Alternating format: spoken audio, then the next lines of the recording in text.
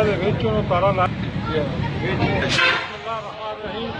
आज रात 1:45 पर चौकीदार ने कार के नामालूम गाड़ी वालों 4 लोग जो थे उन्होंने तारे तोड़कर दोनों बदलों में मस्जिद के पैसे निकाल कर भाग गए।